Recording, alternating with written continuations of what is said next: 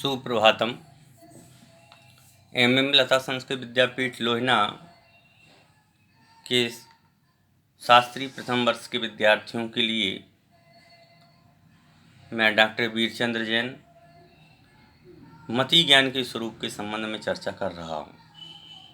कल हमने देखा था कि इंद्रियों और मन के निमित्त से होने वाले ज्ञान को मति ज्ञान अपन ने कल कहा था, और आज जो है उसी संबंध में अपनी आगे की चर्चा चलना है, जिसमें कल हमने अवग्रह या आवाय और धारणा की चर्चा कर ली थी। अवग्रह का अर्थ हमने देखा था कि जानना, और इहा का मतलब देखा था कुछ इच्छा है।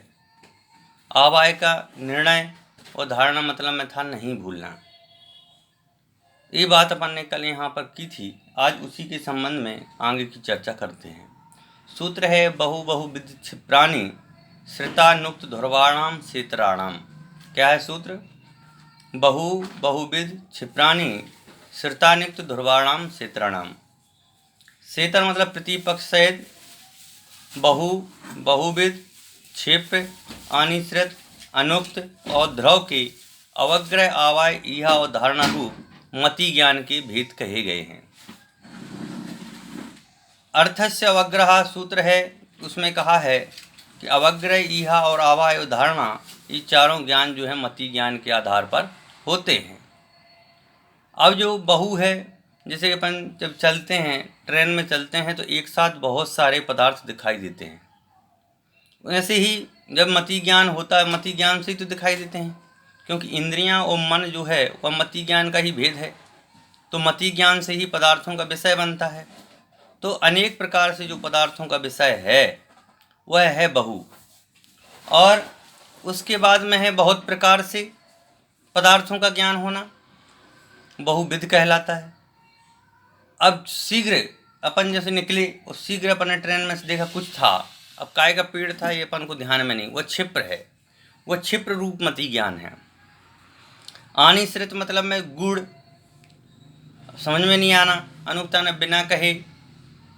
ध्रुव मतलब में अचल, अल्प मतलब अल्प पदार्थ, एक विध मतलब में एक प्रकार के पदार्थ, अक्षिप्र माने मंद, निश्रित माने प्रकट, उक्त ने बताया हुआ, और आध्रुव मतलब में चंचल।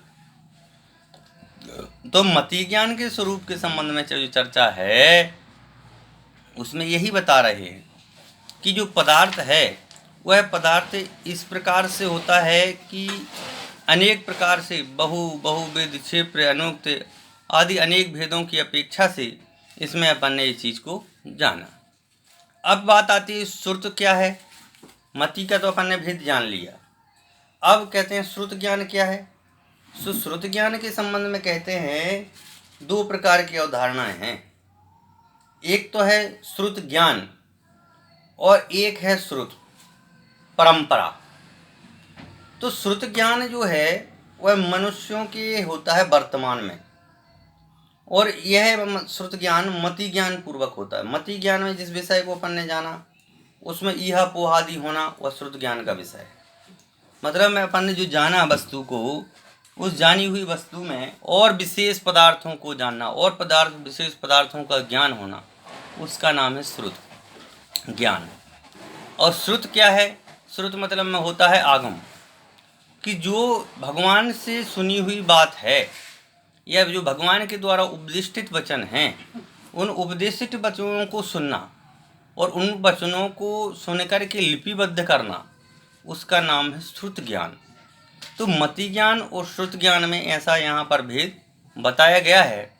इस संबंधी और भी विशेष मूल्यांकन करने वाली बात है, उसको अपन अगली क्लास में देखेंगे। जब तक के लिए धन्यवाद।